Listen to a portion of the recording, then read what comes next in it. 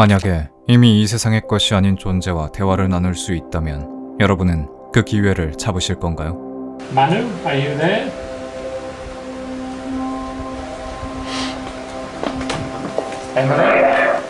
Yes. 과거 이들은 그 기회를 놓치지 않았고 죽음의 문턱 앞에서 위험한 실험을 했습니다. 그리고 그 결과 위험한 것들을 이 세계에 들여놓게 됐죠.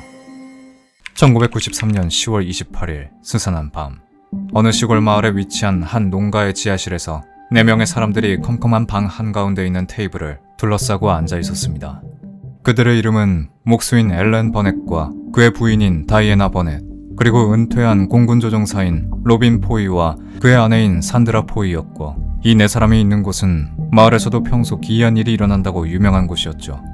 너비 5m 남짓한 좁고 어두운 지하실에 모여 앉은 이 모임은 겉으로 보기에는 단순히 일상 이야기를 하러 모인 마을 주민들로도 보였지만, 이상한 점은 4명 모두 각자 옆에 있는 사람과 손을 잡은 채 손목을 끈으로 단단히 고정을 한 상태였고, 테이블 위엔 음식이나 커피가 아닌 작은 라디오 하나만 있었다는 것이었습니다. 그만큼이나 이상한 건 4사람의 표정이었는데, 그들은 서로 눈을 마주치긴 했지만 누구 하나 쉽게 입을 열지 않았고 모두 하나같이 불안해하는 눈치였죠. 하지만 그렇게 불안해 보이는 것과는 다르게 4사람은 무슨 이유에서인지 이런 모임을 일주일에 2번씩 가지고 있었고, 그날도 평소와 같은 상황에서 그들이 기다리고 있는 건 바로 또 다른 존재의 방문이었습니다. 숨막히는 정막 속에서 들리는 거라곤 4사람의 숨소리뿐이었는데, 그때 고요하기만 했던 라디오에서 노이즈가 들리기 시작했고, 이내 Hello. Come on, friend. Come on, friend. We can hear you. 라디오 너머에 누군가 그들에게 말을 걸어왔죠. 4사람은 간절히 바라왔던 순간이 실현됐다는 걸 믿을 수 없었습니다. 기대와 호기심, 그리고 두려움이 공존하는 눈으로 서로를 쳐다봤고, 이내 4사람 중 한 명이 떨리는 목소리로 질문했죠. We would like to ask the question of the appearance of your space. 그 목소리는 4사람이 원하는 대답을 들려주진 않았지만 예상치 못한 것을 보게 해주었습니다. 칠흑같이 어둡던 지하실 공중에 하나 둘 빛이 생기더니 4사람의 주변에서 춤을 추기 시작한 거죠. 마치 자신의 존재를 알리는 것 같은 움직임에 그들은 눈을 뗄 수 없었습니다. 또한 놀라움은 거기서 끝나지 않았고, 그 목소리는 그 빛의 움직임을 사진에 담을 수 있는 방법을 알려주기도 했죠. 그날 찍은 필름과 현상한 사진들엔 믿을 수 없는 것들이 찍혀 있었는데, 그 이후로도 목소리는 4사람에게 불가능한 일이 가능하다는 걸 보여주며 자신의 존재를 증명하려 했습니다. 그리고 마침내 자신의 정체를 알려주었죠. 그 목소리는 자신의 이름은 마누이고 삶과 죽음의 경계에서 문을 지키는 문직이라고 했습니다. 그 문을 열 수 있는 마누와 대화를 나눌 수 있게 된 4사람은 마누의 힘을 빌려 이미 죽은 이들과 소통을 할 수 있게 됐고, 그 소문은 빠르게 영국 전역에 퍼졌죠. 그리고 각지에서 죽은 이와 대화를 할 수 있게 해달라는 사람들이 4사람을 찾아오기 시작했습니다.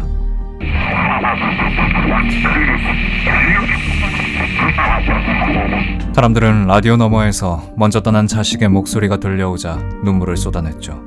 이렇게 죽은 자들과 소통이 가능하다는 걸 목격한 사람들은 죽은 뒤 다시 소중했던 이들을 만날 수 있다는 생각에 기뻐했습니다. 4사람이 작은 농가에서 시작한 실험은 세상에 사후세계가 존재한다는 커다란 물결을 가져온 거였죠. 이후에도 버넷 부부와 포이 부부는 사후세계에 대한 실험을 계속 이어나갔고, 죽은 사람을 그리워하는 이들을 도와줬습니다. 그런데 얼마 후 4사람은 돌연 이 위험한 실험을 중단하겠다는 선언을 했고, 그 이유는 자신들이 연 삶과 죽음의 경계로 악령들이 넘어오려고 했다는 거였죠.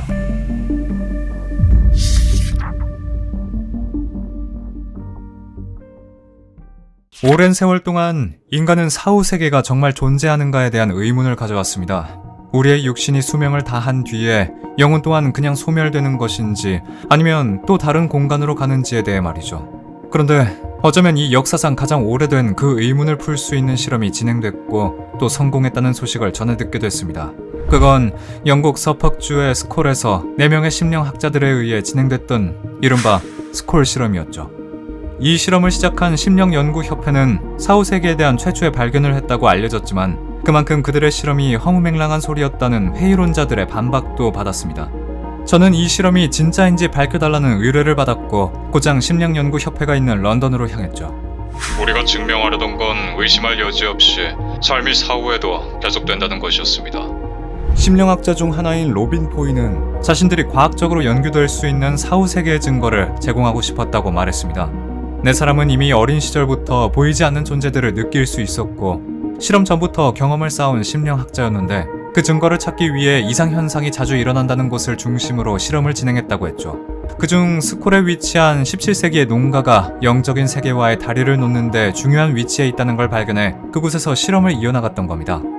네 사람은 이곳을 스콜홀이라 불렀고 이 다리를 놓는 능력을 창조적 에너지라 불렀습니다.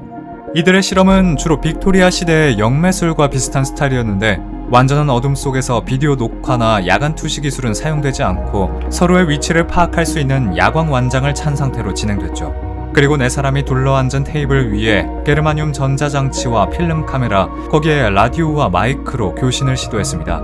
그 결과 주변의 기온이 갑자기 낮아지거나 물건이 떠오르는 현상을 발견했다고 했고 종소리와 악기 소리를 듣기도 했다고 말했죠.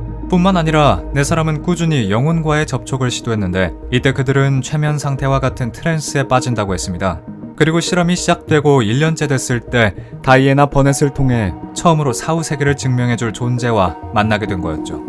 Manu, are you there?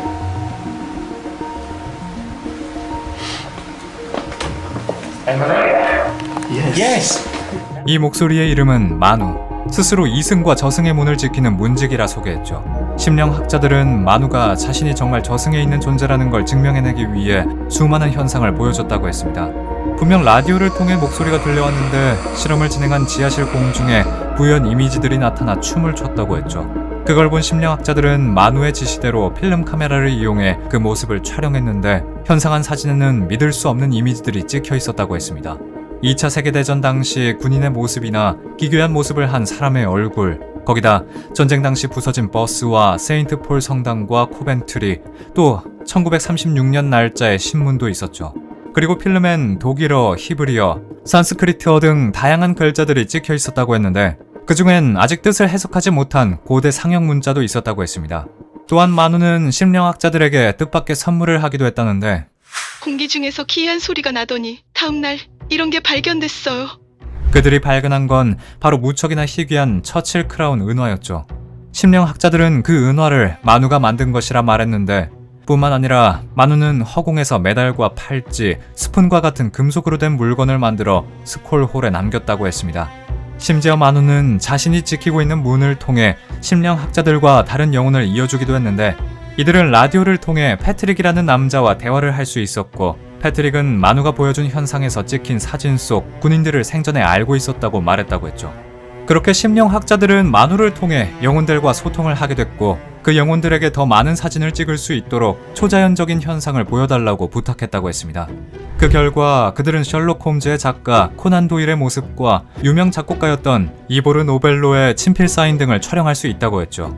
이후 심령학자들은 사후 세계를 증명하기 위해서뿐만 아니라 죽은 자와 대화를 나누고 싶다고 찾아온 사람들의 부탁을 들어주기 위해 끊임없이 영혼들과 소통을 했다고 했는데 심령연구협회를 찾은 건 그 사람들뿐만이 아니었습니다. 에딘버러 대학에서 초월심리학을 연구한 리처드 와이스먼 박사와 런던 시립대에서 생명공학을 연구한 아서 앨리슨 박사가 스콜 실험을 검증하려고 했죠. 협회 사무실을 찾은 두 사람은 눈속임을 방지하기 위해 건물과 방 안을 샅샅이 조사했다고 했습니다. 그리고 그곳에서 벌어지는 이상 현상이 진짜인지 확인하기 위해 직접 준비해온 폴라로이드 필름을 마찬가지로 직접 제작해온 나무 상자 안에 넣고 열쇠로 잠궜죠. 그 후 하루 동안 폴라로이드에 무엇이 찍혀 있는지 확인했는데 분명 스콜 실험을 믿지 않던 두 사람은 그 결과물을 보고 경악했다고 했습니다. 자신들에게는 하얀 가면을 쓴 알 수 없는 존재의 모습이 담겨져 있었고 거품과 같은 현상에 사람의 얼굴이 붙어있는 모습도 있었죠. 또한 협회에선 전기송악과 교수를 초청해 영혼과 소통하던 라디오 부품을 제거한 뒤 전원 코드도 뽑은 채 실험을 진행했다고 했습니다. 하지만 분명 작동이 안 되어야 하는 상황에도 불구하고 전원이 꺼진 라디오로 영혼과 교신하는 데 성공했다고 했죠. 그렇게 실험에 참여한 이들을 포함해 일부 과학자들은 스콜 실험이 속임수가 아니라고 증언까지 했는데 실험이 가짜가 아니라는 것을 증명하는 건 여기서 그치지 않고 이후 협회는 오디오 전문가인 파울로 프레시 박사에게 녹음된 영혼의 목소리를 분석해달라고 의뢰했다고 했습니다. 그리고 자신을 시에라라고 소개한 영혼의 목소리와 진짜 시에라 램지의 살아생전의 목소리를 비교 분석했는데 음성을 분석한 기계는 영혼의 목소리와 진짜 시에라의 목소리가 97% 일치한다는 결과를 내놓았고, 그녀의 아버지 또한 라디오에서 나온 목소리가 자신의 딸과 같다고 증언했죠. 협회 측에서 제시한 여러 가지 분석 자료들을 볼 수 있었는데, 그 안엔 앞선 과학자들의 실험뿐만 아니라 스콜 실험의 조작 논란에 반박하는 내용들이 있었죠. 그런데 저는 스콜 보고서를 읽으면서 한 가지 미심적인 것을 발견할 수 있었습니다. 그건 모든 실험이 최종적으로는 심령학자들의 통제 안에서 일어났고, 과학적 조사에 필요한 표준 통제 수단이 부족했다는 거죠. 실험은 새롭게 통제된 실험실이나 제3의 장소가 아닌 협회에서 사용하는 개인주택에서 진행됐습니다. 또한 세션에 참가하는 인원도 협회 측에서 조절할 수 있었죠. 게다가 실험그룹의 일부 구성원들은 심령주의 교회인 영성교회와 관련이 있는 인물들이었는데, 이로 인해 실험의 진위성과 실험이 진짜라는 믿음엔 커다란 구멍이 있는 것 같았죠. 그런데 제가 스콜 실험에 대해 의문을 가지기 시작했을 때 심령연구협회의 조사관 중 하나인 앨런 골드란 사람이 저를 찾아왔습니다. 그리고 실험에서 영혼의 모습을 촬영할 때 커다란 결함이 있다 고백했죠. 심령학자들은 만호의 지시대로 빛을 싫어하는 영혼들을 위해 모든 빛이 차단된 어둠 속에서 촬영을 했고, 촬영이 조작되지 않았다는 걸 입증하기 위해 카메라를 자물쇠가 달린 나무 상자에 넣은 상태에서 진행했는데, 앨런은 이 상자를 컴컴한 어둠 속에서 빠르게 열 수 있는 방법이 있다고 말했습니다. 그리고 실제 다른 상자로 실험을 했을 때 필름에 이전과 같은 형상들이 나타난 적이 없다고 했죠. 어쩌면 초자연적인 증거일 수 있다 생각한 사진들이 전부 가짜일 수 있는 상황에서, 그렇다면 라디오로 영혼과 교신할 수 있다는 주장은 어떨까요? 그 의문에 심령연구협회의 심령학자들은 제게 이런 것을 보여줬습니다. 그건 라디오의 작동 원리를 그린 그림이었는데, 영혼과의 교신 중 카메라에 담긴 사진이라고 설명했죠. 그런데 그 그림 아래엔 누군가의 서명이 남아있었고, 그 서명을 보는 순간 저는 눈을 의심할 수밖에 없었죠. 그건 최초의 축음기를 비롯한 수많은 발명품을 만들어낸 희대의 천재 토머스 에디슨의 서명이었습니다. 과연 생전 초능력의 세계를 믿고 영혼의 목소리나 모습을 기록하려고 남몰래 연구했던 토머스 에디슨 또한 심령연구협회와 소통했던 영혼들 중 하나였을까요? 스콜 실험은 1990년대부터 4명의 심령학자로 시작해 총 6명의 심령학자와 15명의 조사관으로 이루어진 단체로 발전돼 진행됐습니다. 죽은 이와 대화를 할 수 있다는 매혹적인 결과로 세간의 큰 주목을 받음과 동시에 믿음과 지지를 얻었지만, 그만큼 실험의 타당성과 신빙성에 대한 의문과 비판도 피할 수 없었죠. 스콜 실험의 내용은 물론 흥미롭지만, 실험이 진짜임을 증명하기 위해 진행됐던 조사는 전부 협회가 사용하는 건물에서 협회와 관련된 인물에 의해 실행됐다는 점이 보고서의 구체적인 내용이 전부 확증 편향으로 작성된 걸 수도 있다는 겁니다. 정말 실험의 진위 여부를 판단하기 위해선 협회나 스콜 실험과는 아무런 관련 없는 전문가들로 인해 제3의 장소에서 심령학자들이 준비하지 않은 준비물들로 실험을 실행해야 했죠. 스콜 실험이 세계의 주목을 받은 건 사실이지만, 정작 사후세계가 존재한다는 결과를 과학적으로 증명하려던 시도와는 다르게 협회 측에서 1999년에 출판한 스콜 실험 사후세계에 대한 과학적 증거라는 책은 그 어떤 과학 저널에도 연구 결과를 발표하지 못했고, 이들이 한 많은 실험은 통제되지 않은 조건에서는 실행되지 못했다는 점을 지적당했습니다. 그런데 이렇게 말도 많고 탈도 많았던 스콜 실험은 협회의 심령학자들에 의해 1998년 돌연 중단됐는데, 어느 날 그 다차원 문에 정체불명의 존재들이 나타났기 때문이었죠. 실험팀은 이전에 소통했던 영혼들과 다르게 위협적인 그것들의 태도와 말투에서 두려움을 느꼈고, 그들이 인간에게 위협적인 존재라는 걸 알았다고 합니다. 아니나 다를까 그 존재들은 실험팀에게 설계 도면을 주며 자신들이 세상으로 나갈 수 있는 다차원 문을 건설하라고 협박해왔고, 이대로 실험을 진행시키면 끔찍한 일이 벌어질 수 있다는 생각에 협회는 실험을 중단시켰죠. 실험팀은 마지막으로 만우와 대화했을 때 만우 또한 실험팀을 떠나 자신의 에너지를 다른 일에 사용하고 싶다는 말을 남겼다고 했다는데, 20세기 최고의 실험이자 가장 미스터리한 실험으로 남은 스콜 실험이 중단된 이유가 정말 사악한 영혼들을 막기 위해서인지, 아니면 계속되는 의심들과 이 의심에 반박할 증거가 고갈됐기 때문인지는 아직 세상에 밝혀지지 않았습니다. 또한 스콜 실험의 진위 여부도 명확하게 결론이 내려진 적은 없었죠.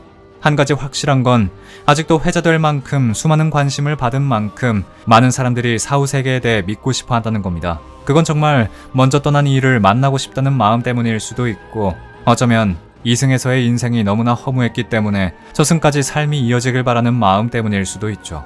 모든 게 불확실한 상황에서 우리가 할 수 있는 건 사후세계가 없어도 후회하지 않을 만큼 현재에 충실하는 것이 아닐까요?